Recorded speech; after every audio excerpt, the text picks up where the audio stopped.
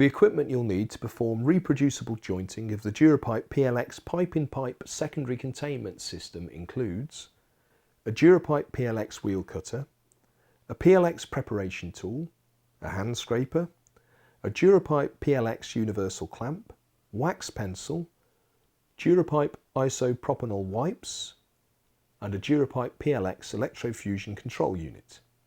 Measuring tape. Clean gloves should be worn to prevent contamination.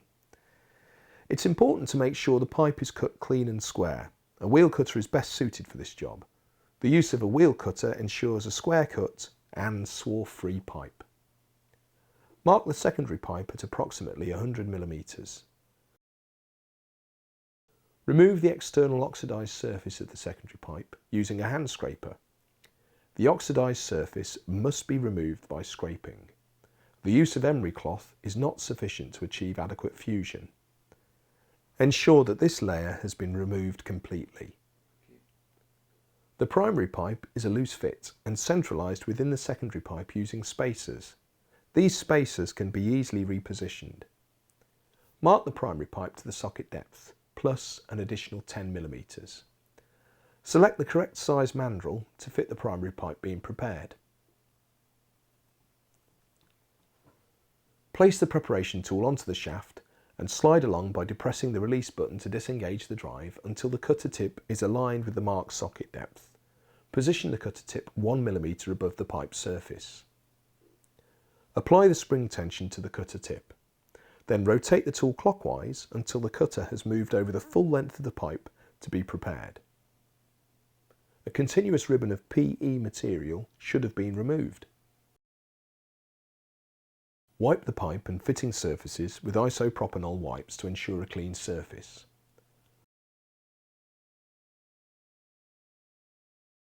Mark the socket depths on all of the secondary contained pipes.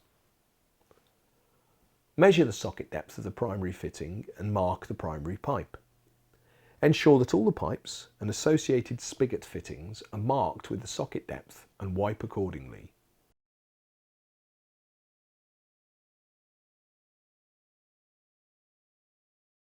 Insert the fittings. Ensure that the secondary contained slip couplers are in position. Ensure the correct insertion to the marked positions. Repeat for both sockets. Secure with a Durapipe PLX universal pipe clamp set. Attach the reusable terminal adapters to the flying leads.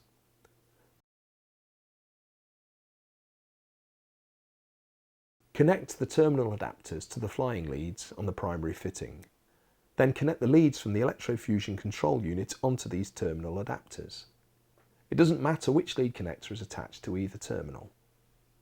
Note the weld time shown on the fittings.